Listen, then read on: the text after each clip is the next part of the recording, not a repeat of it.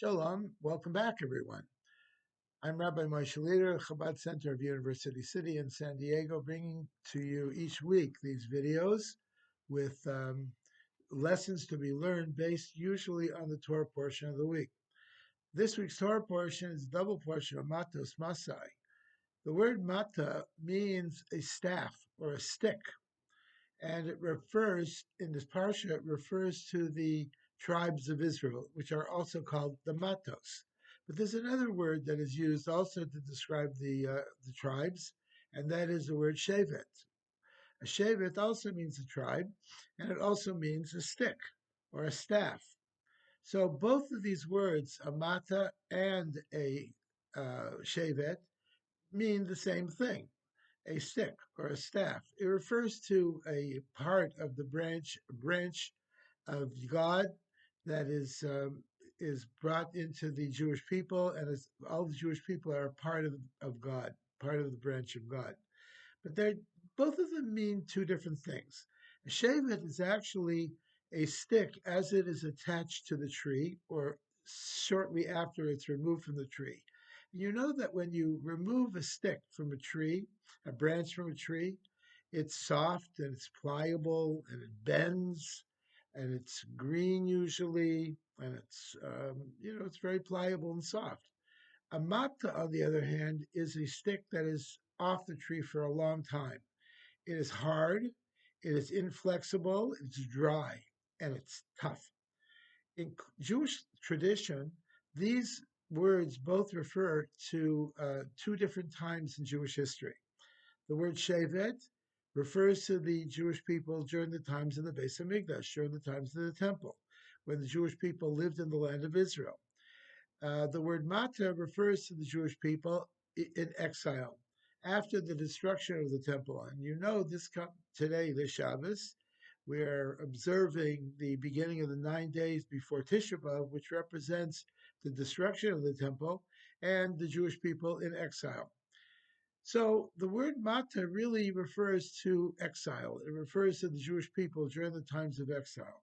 And one of the differences between the Shevet and Mata periods are that when the Jewish people were in Israel and they had the temple and we had all the Kohanim and all of these things, it was a very wonderful and soft and loving and godly time for the Jewish people. They didn't really need to exert themselves too much in order to do the mitzvahs. Everything was around them.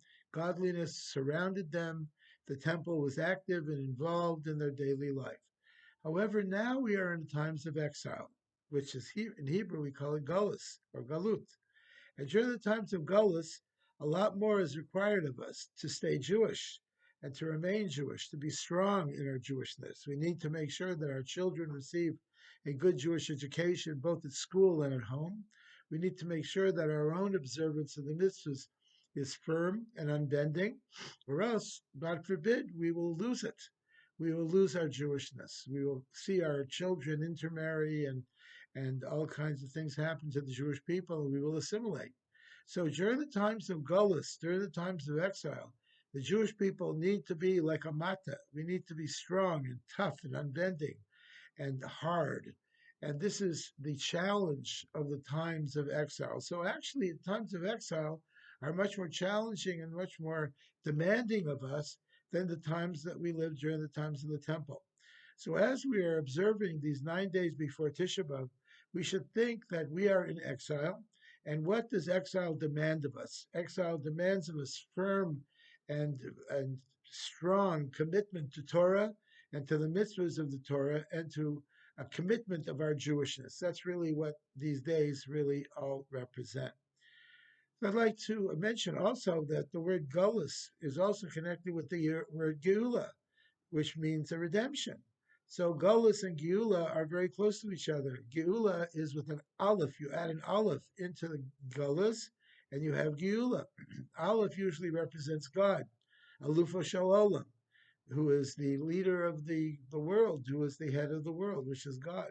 So when we infuse godliness into the exile, we have Geula, we have redemption. And God willing, that should happen very soon, speedily in our days, even before Tisha B'Av comes. We know that Mashiach is supposed to be born on Tisha B'Av. So it's an auspicious time, even though it's a sad time. We mourn and we fast on Tisha B'Av, but nevertheless, it has the tremendous potential to reveal the Geula, to reveal the redemption. May it happen speedily in our days. Candle lighting in San Diego is at 7:32. Shalom and have a good Shabbos.